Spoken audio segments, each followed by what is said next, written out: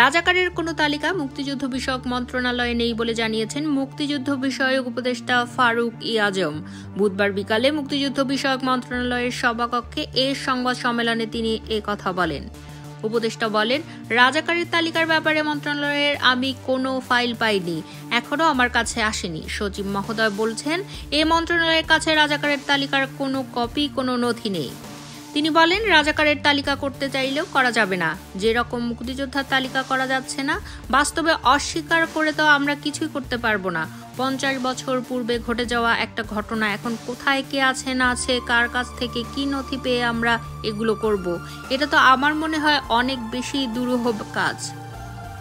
মুক্তিযোদ্ধার সন্তান না হয়েও যারা তালিকাভুক্ত হয়ে সুবিধা নিয়েছেন তাদের আইনের আওতায় আনার কথাও জানিয়েছেন উপদেষ্টা ফারুক ই আজম।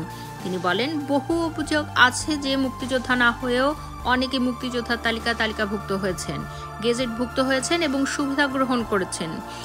আমার দৃষ্টিতে এটা জাতির সঙ্গে প্রতারণা। এটা ছোটখাটো অপরাধ নয়, অনেক বড় অপরাধ। যখন নির্ণীত হবে তাদের তো বাতিল করবই, প্রয়োজনীয় সাজার ব্যবস্থা করব। অমুক্তিযোদ্ধা যারা এখানে তালিকাভুক্ত হয়েছে, আমরা যাচাই বাছাই প্রক্রিয়া সুনির্দিষ্ট করলে তাদের ব্যাপারেও একই রকমের ব্যবস্থা হবে, যোগ করেন মুক্তিযুদ্ধ বিষয়ক উপদেষ্টা। তিনি বলেন, আমরা একটা ইনডেমনিটিও হয়তো দেব যে যারা অমুক্তিযোদ্ধা এভাবে মুক্তিযোদ্ধা হয়ে এসেছেন তারা যেন স্বেচ্ছায় এখান থেকে চলে যান, তাহলে হয়তো সাধারণ ক্ষমাও পেতে পারেন।